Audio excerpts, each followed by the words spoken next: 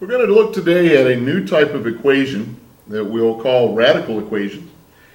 A radical equation is basically any type of equation that contains a radical. Radical meaning square root or a cube root of something or some other root that we are looking for. Whenever we have one of these and the variable in particular is underneath that radical, we call it a radical equation. We have to do certain things to solve that equation. The first thing we're going to want to do is isolate that radical on one side of the equation. Isolate meaning we want to get it all by itself on one side of the equal sign. We'll subtract or add everything over to the other side of the equal sign that's not in that radical. And that gives us a situation then where we can cancel out the radical by raising everything on both sides of the equation to a power that's going to cancel that radical out. If it's a square root, you would raise it to the second power to cancel out the square root. If it's a cube root, we'd raise everything to a third power, and that would cancel that radical out, and so on. After that, we're going to solve the equation that's left over, and we'll check, of course, for any extraneous solutions. We always want to check our answers by plugging our values that we get back into the equation and making sure they work. Sometimes when you're dealing with certain roots, square roots in particular, some odd things can happen, and we want to make sure that we do our best to counter those measures by ruling out any answers that don't work. So we want to double check that that we don't have any extraneous solutions. Let's look at an example here and get down to exactly what we're talking about doing. We have an equation here. This would be considered a radical equation. Notice we have the square root of x plus 7 there. And we're going to have to do something to get that to go away so that we can work with what's underneath it.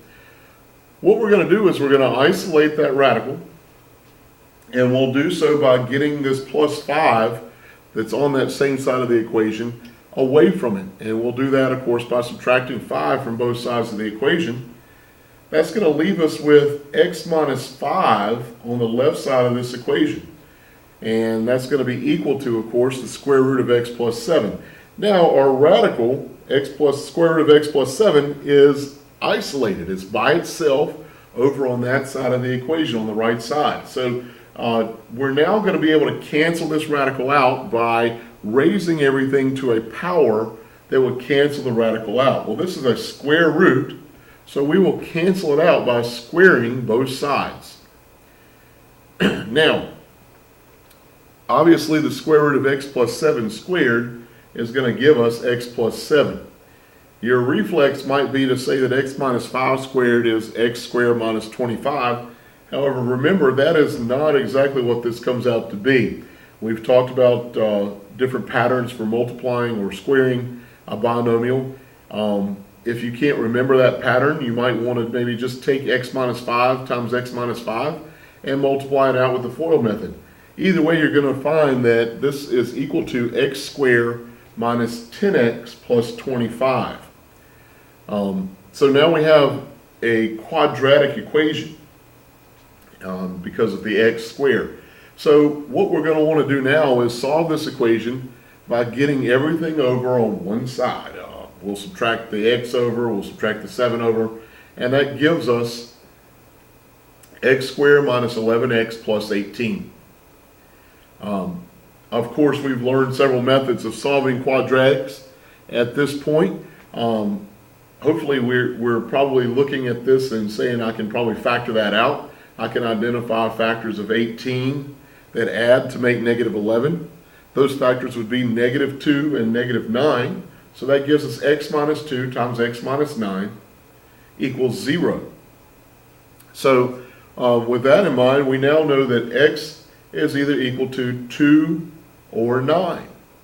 However, once we get those solutions, we need to double check. We may need to make sure that we don't have any extraneous solutions. Well, if we take 2 and plug it back into the original equation, that x equals square root of x plus 7 plus 5, and we do that, we'll have 2 equals square root of 2 plus 7 plus 5.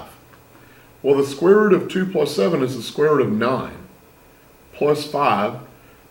That would be 3 plus 5, which is 8. And that would say 2 is equal to 8. And of course, that is not true. So 2 is not an answer that we can use. However, 9, when we plug that in, 9 equals square root of 9 plus 7 plus 5. If you try that out, square root of 9 plus 7 is the square root of 16. That's 4 plus 5. 4 plus 5 equals 9, and then you have 9 equals 9. So 9 is an answer that works, however 2 is not. So we would rule the 2 out and take the answer x equals 9 in this case.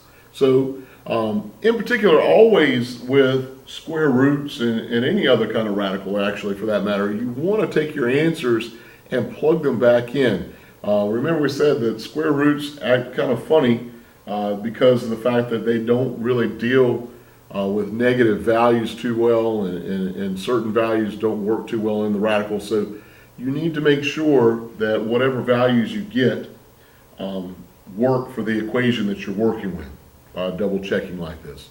So our final answer here is just x equals 9. Let's look at another example.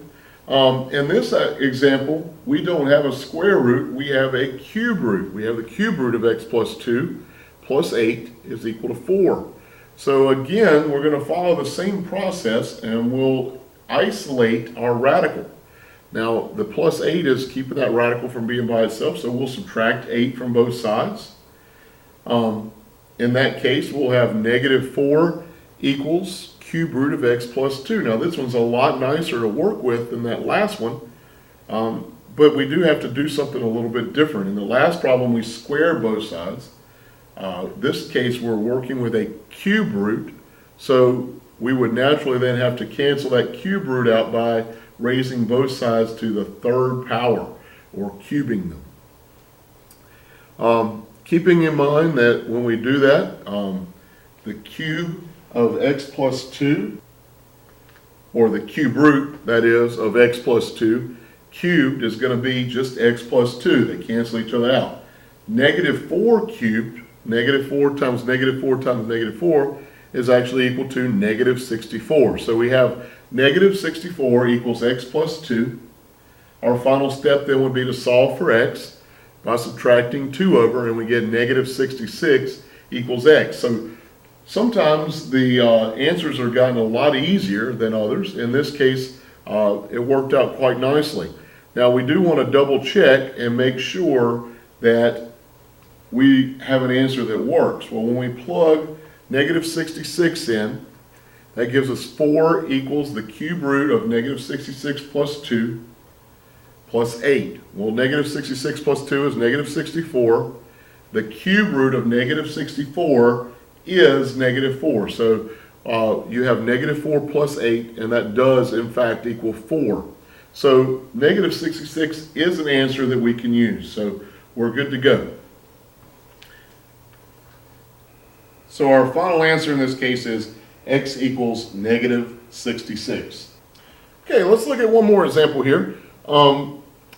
This equation has actually 2 radicals in it, and we're going to approach it the same way. Our first step, of course, is to isolate a radical.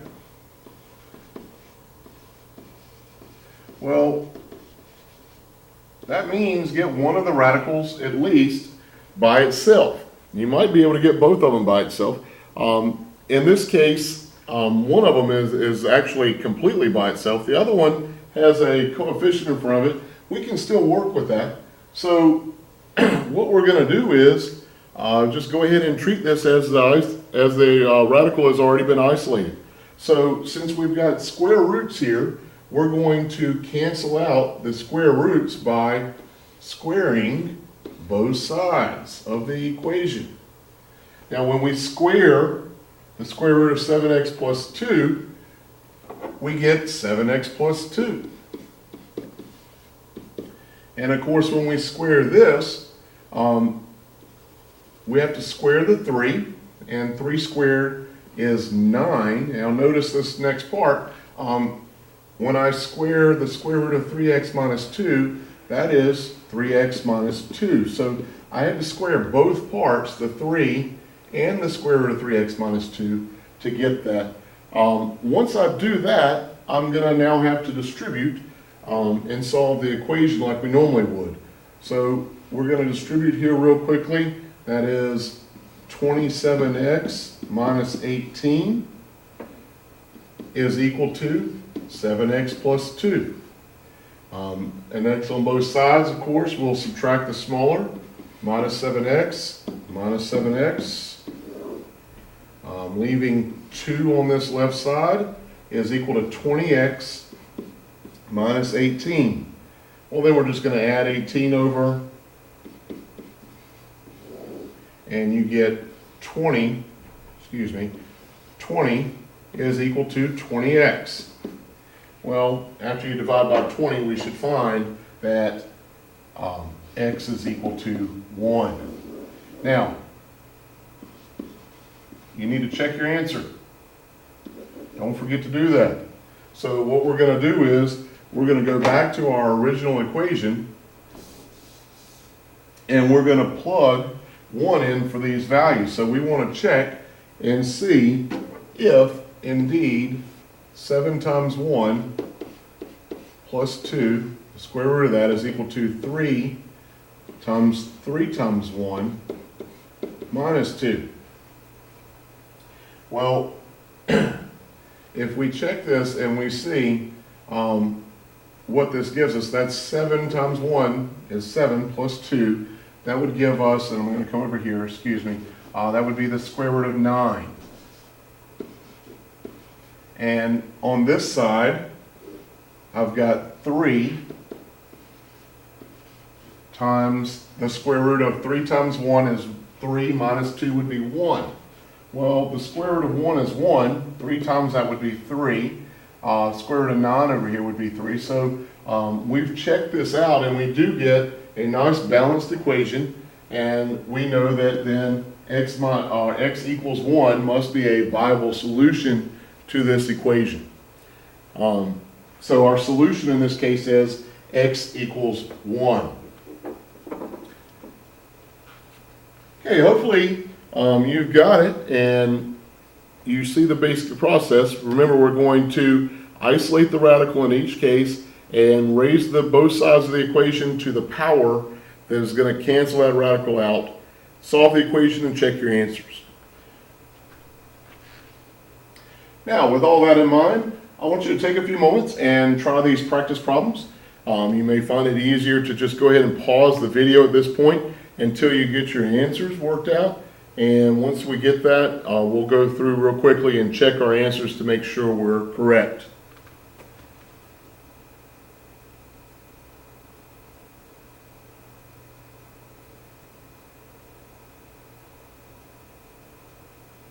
Okay, now that you've had a chance to get those completed, let's talk about them real briefly. For number 1, you would have squared both sides and got 1 minus 4x equals 4. Solving that out, you would have found that x was equal to negative 3 divided by 4, or negative 3/4. You may have also used negative 0.75 for that answer, and that's fine. For number 2, we would start off the problem by isolating our radical. We would have to subtract 12 from both sides. So we would have cube root of x plus 4 equals negative 9. Then we would cube both sides in this case, and that would give us x plus 4 is equal to negative 729. And when we solve that, we would subtract 4 over and get our solution. X is equal to negative 733. Hopefully you're doing good. For number 3, we have both of our radicals are isolated at the same time. So we're just going to solve this equation by squaring both sides, canceling the radicals out. That would give us 6x minus 4 equals 2x plus 10. And when we solve that, we will get a solution of 7/2, or 3.5 if you're a decimal kind of person. Going back to number 4, a little bit more complicated. This one actually works out as a quadratic. When we square both sides, we end up with x plus 18, and that's going to equal x squared minus 4x plus 4. And working that out, again, it's a quadratic equation. You would get the solutions, x is equal to 7 or negative 2. However, you find that the negative 2 does not work when you plug it in, and your solution is x is equal to 7. So hopefully you got those solutions. If you didn't, take a few moments to go back through and see if you can catch your mistake. If you're still having some trouble, please feel free to talk to me in the classroom, and I'll be glad to help you. Otherwise, I hope you have a great day, and good luck with your assignment.